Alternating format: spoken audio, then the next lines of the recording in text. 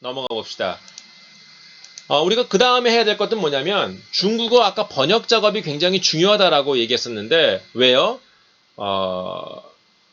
중국어를 한국어로 옮길 때 반드시 그 중간 단계에 번역이라고 하는 복잡한 과정을 거친다라고 했는데 이렇게 중국어를 한국어로 번역을 하기 위해서는 먼저 중국어의 특징과 한국어의 특징을 우리가 먼저 알고 있어야 됩니다. 아까 중국어는 어떤 특징이 있다고 그랬죠? 뭐가 없다고 우리가 배웠었죠. 그렇기 때문에 첫 번째 중국어의 특징은 고립어라고 합니다. 고립어란 얘기는 뭘까요? 문장의 주요 성분들이 서로 고립되어 있다는 얘기예요. 한번 비유를 들어볼까요? 자, 벽돌로 집을 짓는다고 생각해 봅시다. 그 벽돌, 지금 굉장히 촘촘하게 벽돌들이 모여서 지금 하나의 벽을 이루고 있죠. 자, 이 벽돌 하나하나가 뭘까요, 여러분? 바로 중국어에 있어서는 문장의 주요 성분, 즉 주어와 동사와 목적어가 되는 거죠. 즉 우리가 이 벽돌에서 우리가 볼 수 있는 것처럼 주어와 동사와 목적어가 어떻게 해요? 독립적으로 고립되어 있으면서 이 문장의 주요 성분이 아주 촘촘하게 다닥다닥 붙어 있는 것들을 우리가 볼 수가 있겠죠? 이것이 바로 중국어라고 생각하면 됩니다. 자, 그렇다면 두 번째, 한국어는 뭘까요? 한국어는 바로 교착어라고 합니다. 교착어라는 얘기는 뭘까요? 교착이라고 하는 말 자체는 서로 엉켜 있다, 엉켜 붙어 있다, 서로 복잡하게 얽혀 있다 라고 하는 것이 바로 이 교착이라고 하는 단어의 뜻인데 한국어는 교착어다라고 하는 말은 무엇일까요? 자, 우리 먼저 그림을 보고 이해해 보도록 하죠.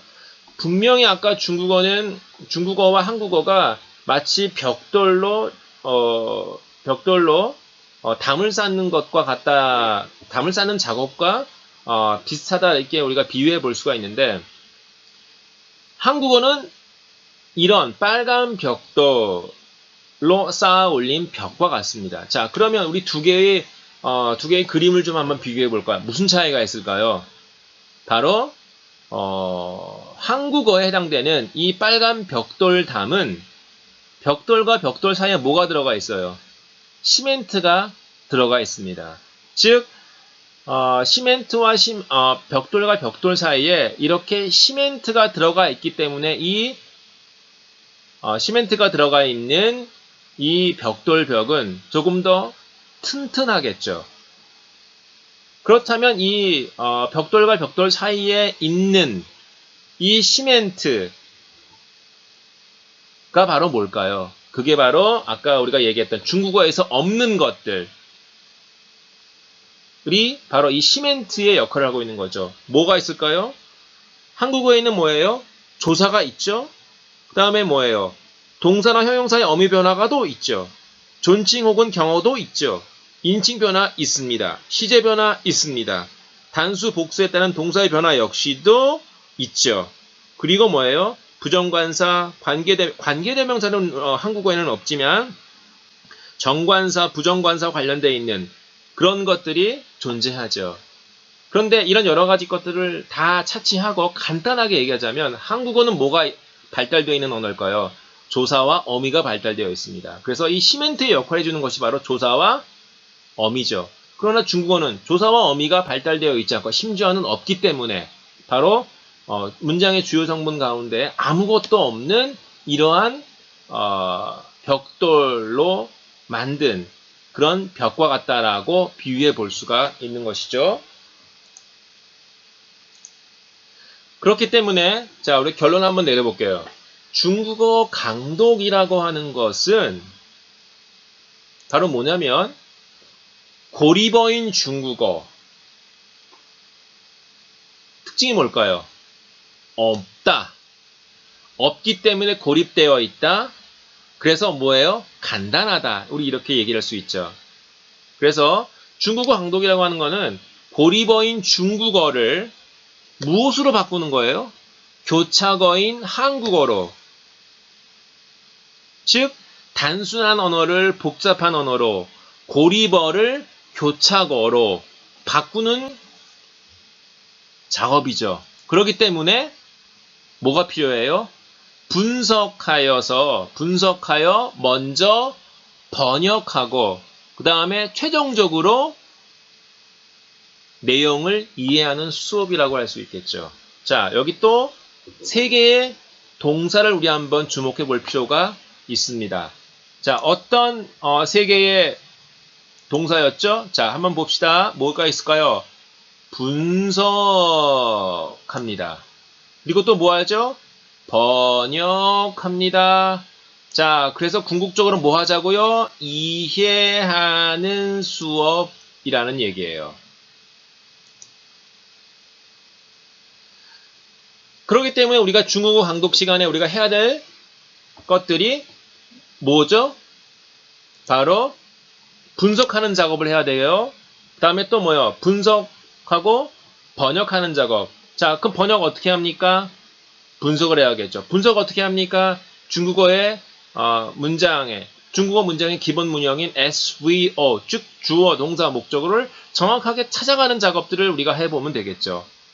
이렇게 됐을 때, 즉 중국어의 기본 문형인 주어, 동사, 목적어를 찾고 그 다음에 이것을 한국어로 번역한다.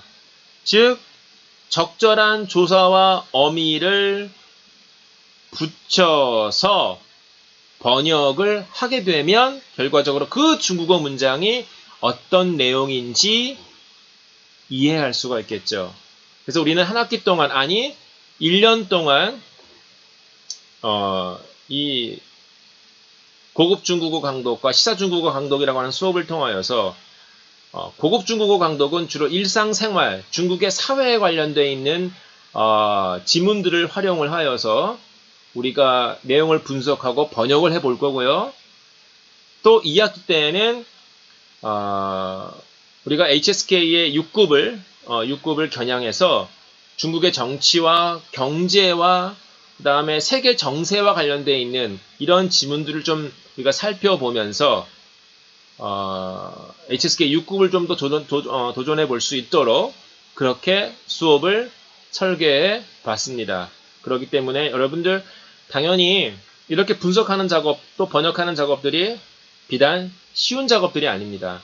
그렇지만 여러분들 어려운 작업들은 다 나한테 맡겨주고 여러분들은 내가 follow me, 跟着我吧, 나를 따라 오세요 라고 했을 때 우리가 해야 될 것들을 제대로 잘 해가면서 1년을 우리가 공부해 나갈 수 있다면 우린 틀림없이 중국어를 좀 잘 해볼 수 있는 좋은 기초를 만들어낼 수 있을 거라 생각이 됩니다.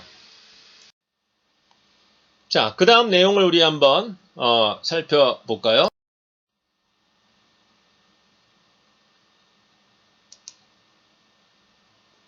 중국어를 배울 때 더 많은 오류 등이 있습니다. 우리가 해도 안 되는 것들, 열심히 노력하는데도 불구하고 우리가 한국어를 모국어로 사용하고 있기 때문에 더 많은 오류들이 존재하죠. 그거는 비단 우리 학생들뿐만 아니라 중국어를 배우는 모든 사람들에게 다 공통적으로 가지고 있는 그런 문제들이죠.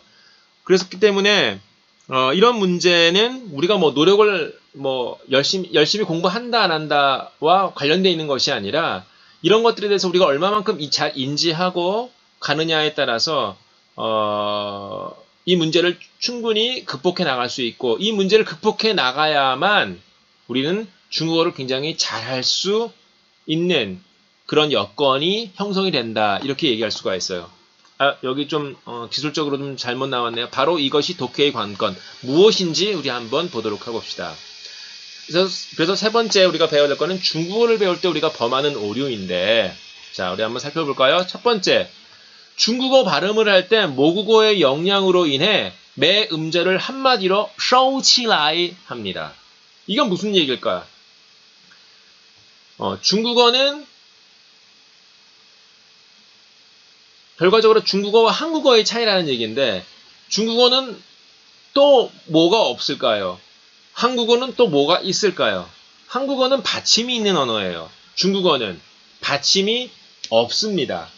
그렇기 때문에 이 중국어를 발음할 때 우리는 당연히 한국어, 즉 받침이 있는 이 한국어의 영향을 받기 때문에 중국어를 발음을 할 때 굉장히 좀 부순, 순조롭지 못하고 부자연스러운 발음을 할 때가 굉장히 많죠. 그래서 그거를 갖다가 중국어로 얘기해 보자면 收起来 이렇게 수렴한다라고 이렇게 표현을 할 수가 있는데 우리는 그 회화 우리 공부할 때 굉장히 많이 우리가 했던 것인데 예를 들면 이런 거 있어요. 考试取得好成绩라는 말이 있어요. 근데 우리는 이거를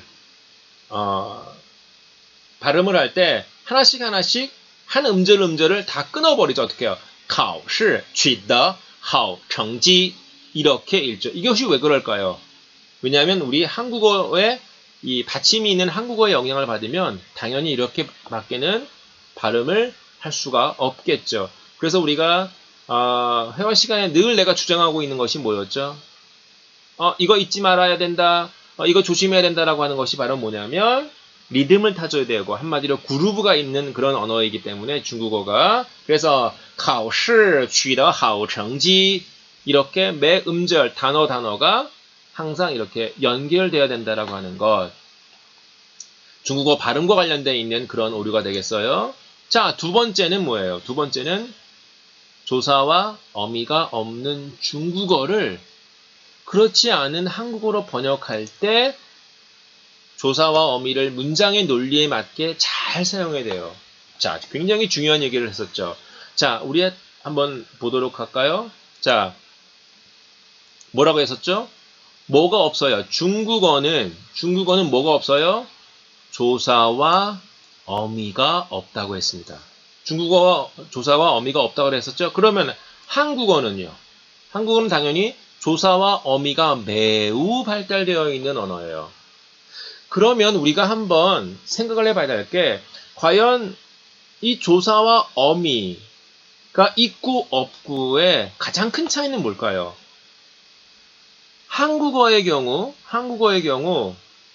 특별히 어미가 굉장히 발달되어 있는데 한국어에 있어서 이 어미가 맡고 있는 역할이 있어요. 그게 바로 뭐냐면 이 어미가 문장과 문장의 논리 관계를 표시해줘요. 뭐라고요? 한국어에 있어서 어미가 무엇을 표시해준다고요? 무엇을 담당한다고요? 문장의 논리 관계를 표시해준단 말이에요. 그런데 중국어에는 뭐가 없다고 그랬죠? 이 어미가 없어요. 그러니까 중국어에는 문장과 문장, 즉 선행절과 후행절의 논리관계를 판단할 만한 어미가 없기 때문에 중국어는 문장의 논리관계를 파악하기가 쉽지가 않습니다. 그렇기 때문에 여기서 한국어로 번역할 때 조사와 어미를 문장의 논리에 맞게 제대로 잘 사용해야 되는 것. 이것이 바로 뭐라고요? 바로 독해의 관건이라고 이해할 수 있죠. 아마 우리 회화 시간에도 그렇게 해석을 했을 거예요. 뭐가 있었죠? 에헤, 또 고한다.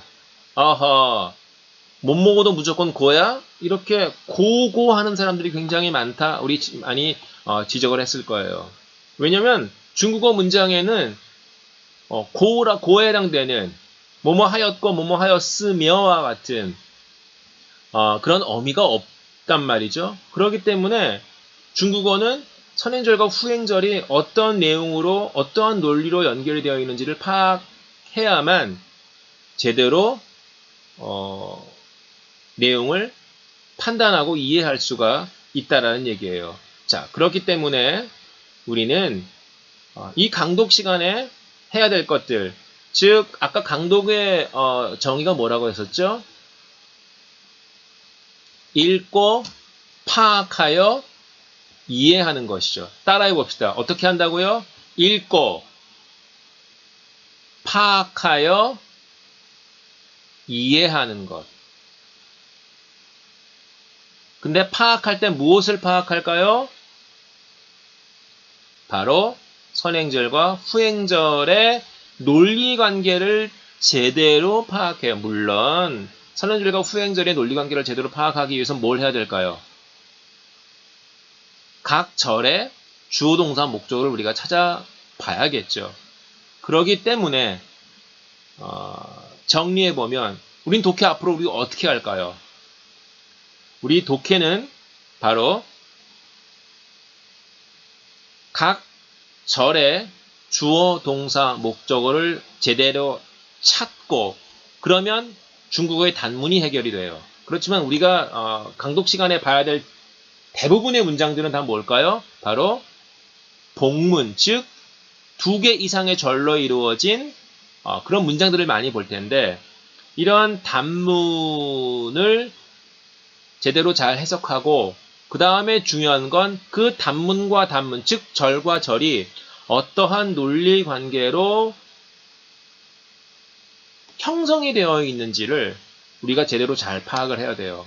계속해서 지금 반복을 하고 있죠. 왜 절과 절에 있는 논리 관계를 파악을 해야 된다고 그랬죠?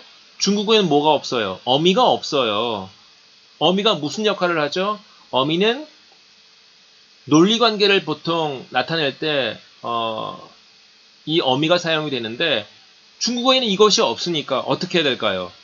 선행절과 후행절의 내용을 제대로 잘 파악하고 그 다음에 어떠한 논리가 그 안에 있는지를 파악하는 것. 이것이 바로 독해의 가장 큰 핵심이라고 얘기할 수가 있습니다. 그렇기 때문에 이런 목표를 가지고 이러한 방법을 통해서 우린 이런 목표에 다다를 수가 있는 것입니다. 그러나 우리 학생들의 입장을 충분히 이해할 수가 있어요. 왜냐하면 이런 방법들이 쉽지가 않아요. 왜? 아직도 한 번도 제대로 잘 사용해 보지 않았고 또 익숙하지도 않기 때문에 제대로 처음엔 잘 안 될 거라 생각해요. 하지만 중국어 문장을 우리가 볼 때 이것들이 제대로 잘 이루어지지 않으면 우리는 중국어 문장을 잘 파악할 수가 없답니다. 중국어 문장을 잘 파악할 수가 없다. 무슨 뜻인지 모른다라는 얘기는 결과적으로 회화가 안 된다는 얘기고 장문이 안 된다라는 얘기고 또 듣기가 잘 될까요? 그렇지 않죠. 우리가 맨 처음에 뭘 배웠었죠? 중국의 여러 가지 모든 언어에 있어서 네 가지 영역이 있어. 말하고 듣고 쓰고 읽고 이런 네 가지 영역이 있는데 여러분들 회화가 안 돼요? 장문이 좀 어려워요? 어법이 어려운가요?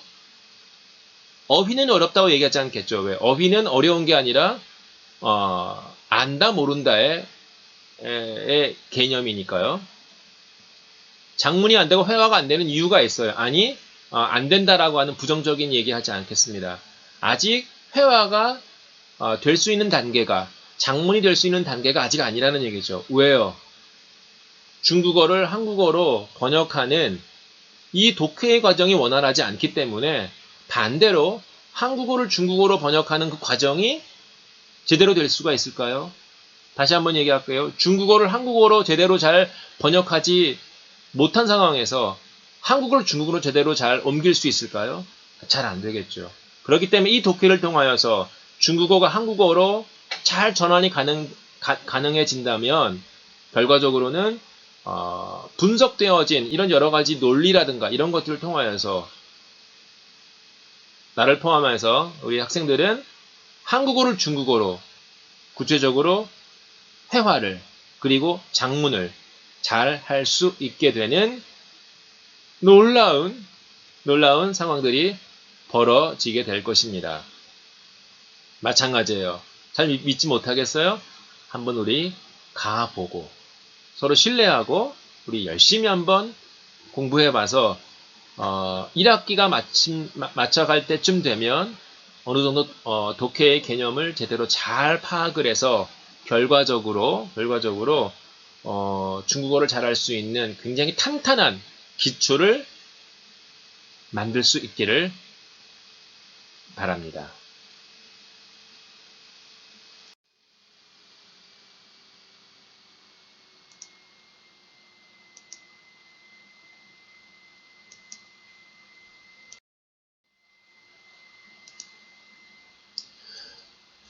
셋째, 다 아직 안 끝났네요. 하나가 더 남아있네. 자, 우리 인풋과 아웃풋의 문제. 지금 방금 내가, 둘째까지밖에 없는 줄 알고, 둘째에서 결론을 내렸는데, 셋째는 인풋과 아웃풋의 문제를 우리가 다시 한번 설명해 보고, 이것들을 좀 이해하면 조금 더 쉬워질 것 같아요. 자, 인풋이라는 얘기는 뭘까요? 인풋. 인풋이라고 하는 것은 입력이에요, 입력. 그럼 아웃풋은? 아웃풋은? 수출. 밖으로 표현하는 그런 문제겠죠. 자, 아까 우리가 얘기했던 것처럼 언어에 있어서 가장 중요한 네 가지 영역이 뭐라고 그랬죠? 말하기, 듣기, 쓰기, 읽기가 있다고 그랬었죠. 자, 그럼 여기서 인풋은 뭐 해야 된다는 걸까요? 즉, 입력은 뭐가 될까요? 아마 바로 전에 했던 설명을 잘 들었다면 여러분들은 아마 이것들을 잘 이해할 수 있고 대답을 할 수 있을 텐데, 여기서 인풋이라고 하는 것은